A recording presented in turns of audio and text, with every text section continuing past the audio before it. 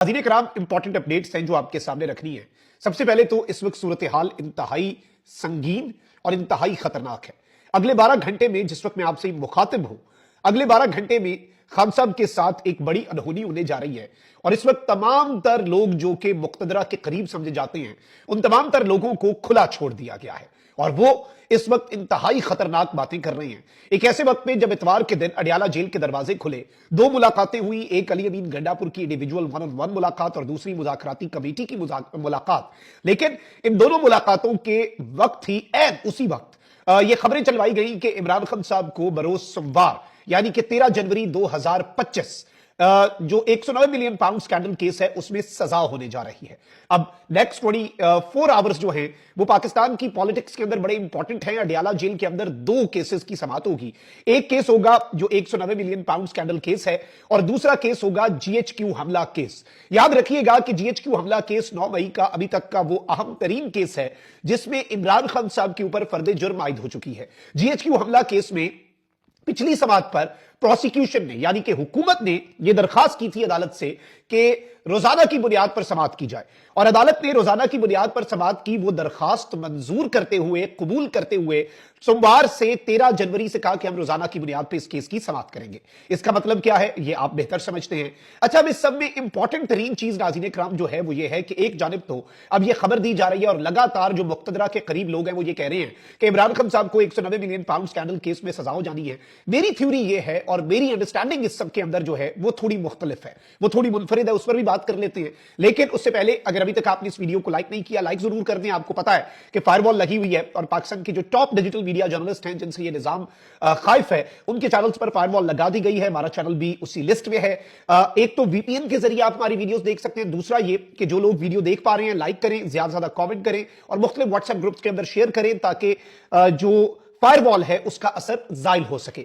अब इस सब के अंदर नाज़रीन किराम इमरान खान साहब जो हैं उनके हवाले से एक इंतहाई तशवीशनाक तरीन अपडेट जो है वो इस वक्त दी गई है और एक दावा किया गया है और इस दावे की टाइमिंग बड़ी इंपॉर्टेंट है। फैसल बाडा साहब आपको पता है कि मुक्तदरा के करीब तरीन शख्सियत समझे जाते हैं, लेकिन उससे पहले एक चीज आपने ज़हन नशीन करनी है कि अली अमीन गंडापुर जो मुज़ाकराती कमेटी का हिस्सा है, ऐसी क्या जरूरत पड़ी कि जनाब अली अमीन गंडापुर साहब को खान साहब से वन ऑन वन मुलाकात करनी पड़ी। अब इसमें वजह जो हमें समझ आती है, जो हमारी अंडरस्टैंडिंग है वो यही है कि इसमें अहम तरीन फाइनल पैगाम जो है 190 मिलियन पाउंड स्कैंडल केस, अल कादिर ट्रस्ट केस जो है, उसमें मैं आपको यह बता दूं कि उस केस की सजा से पहले इमरान खान साहब को फाइनल मैसेज जो है वो भेजा गया होगा कि आप ये कर लें, अगर ऐसे ना किया तो फिर हम ये कर देंगे। और कप्तान का जवाब आप मुझसे बेहतर समझते हैं।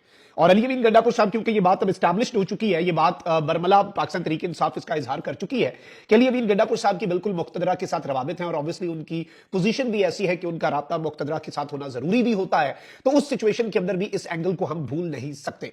अब इस सारी की सारी सूरत हाल में एक जानिब तो अगले 12 घंटे में खान साहब के खिलाफ ये दो अहम तरीन काम होने जा रहे हैं। एक जो रोजाना की बुनियाद पर समाअत है 9 मई के अहम तरीन केस और पाकिस्तान की फौज के हेडक्वार्टर जीएचक्यू पर हमले का केस जिसमें खान साहब पर फर्दे जुर्म आयद है। अडियाला जेल में रोजाना की बुनियाद पर इस केस की समाअत होने जा रही है। दूसरा 190 मिलियन पाउंड केस में कहा जा रहा है कि इमरान खान साहब को, बुशरा बीबी को, मलिक रियाज को, उनके साहबजादे अली रियाज को, जुल्फी बुखारी को, फरज शहजादी जो कि फरागोगी के नाम से मशहूर हैं, इन सबको सख्त तरीन सजाएं, भारी जुर्माने और इनकी जायदाद जब्तगी जो है उसका प्रोसेस इनिशिएट कर दिया जाएगा। बड़ी सजा इमरान खान साहब और बुशरा बीबी को होनी है।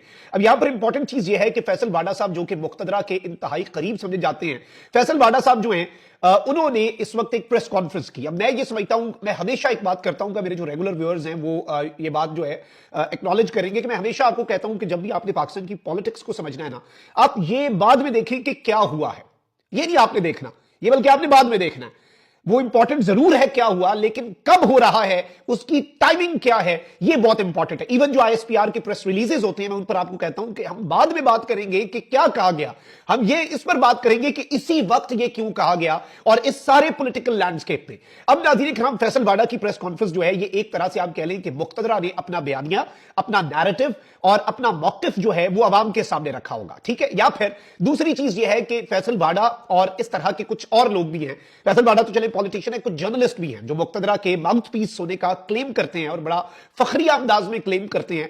वो जर्नलिस्ट ये बात लगातार करते आए हैं کہ جی اس طرح سے ہو رہا ہے اس طرح سے ہو رہا ہے, بعد میں ہم دیکھتے ہیں کہ مقتدرہ کی سوچ وہی ہوتی ہے. تو ایک چیز یہ ہوتی ہے کہ یہ میسجنگ کا بھی طریقہ ہوتا ہے, یہ پیغام رسانی بھی ہوتی ہے اس طرح سے کہ جی ایک نیریٹو بلڈ ہو سکے.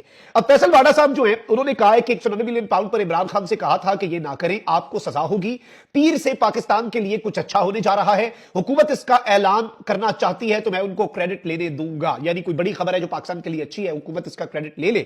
کراچی میں پریس کلب میں پریس کانفرنس کرتے ہوئے فیصل واڈا نے کہا کہ پروپیگنڈا چلانے کی کوشش کی گئی کہ یہ کیس میں تاخیر مذاکرات کے باعث ہوئی. آج کی پریس کانفرنس کے 2 سے 3 مقاصد ہیں. پی ٹی آئی سے بیک ڈور مذاکرات کا پروپیگنڈا کیا گیا, یعنی یہ کہہ رہے ہیں کس کے بہاف پہ کہہ رہے ہیں, بیک ڈور مذاکرات واڈا صاحب آپ سے ہو رہے تھے نہیں, جن سے ہو رہے تھے پھر غالباً انہوں نے آپ کو کہا ہوگا کہ آپ یہ پریس کانفرنس کریں, اور آپ نے یہ نیریٹو بتا دیا کہ یہ پروپیگنڈا کیا گیا کہ اس کیس کے اندر تاخیر جو ہے وہ مذاکرات کی وجہ سے ہو رہی ہے, کوئی بیک ڈور مذاکرات نہیں ہو رہے.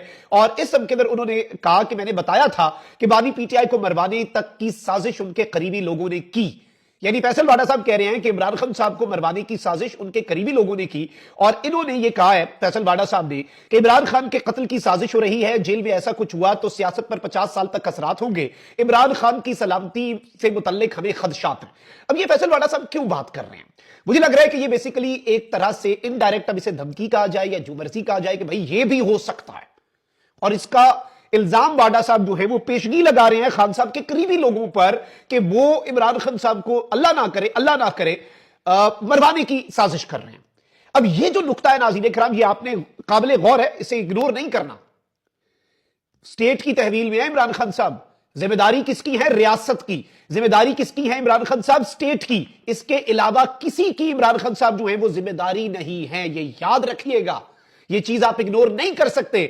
تو آپ کیسے یہ کہہ سکتے ہیں کہ بھائی مروانے کی سیکیورٹی کی ذمہ داری اسٹیٹ کی ہے, اور وہ اسٹیٹ کی رہے گی.